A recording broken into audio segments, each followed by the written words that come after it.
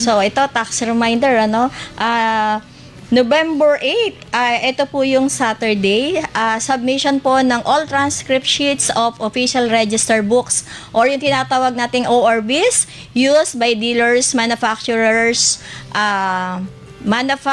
assemblers, importers of alcohol products, tobacco products, petroleum products, non-essential goods, sweetener or beverage products, mineral products, and automobiles for the month of October 2025. Next, submission of e-submission of monthly e-sales report. Naku, wag niyong kakalimutan to, yung gumagamit ng mga POS machine and other similar business machines whose last digit of 9-digit TIN is even number for the month of October 2025. Next deadline is November 10, Monday.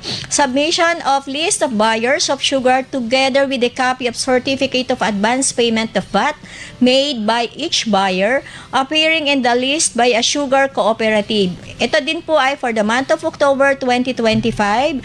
And information return on releases of refined sugar by the proprietor or operator by sugar refinery or mill. Month of October then ang deadline. Also, monthly report of documentary stamp collected and remitted by the government agency for the month of October 2025 then. Next is submission ng monthly e-sales report for all taxpayers. Ito na-discuss ko na din po kanina yung about po sa e-sales ng ating mga POS machine.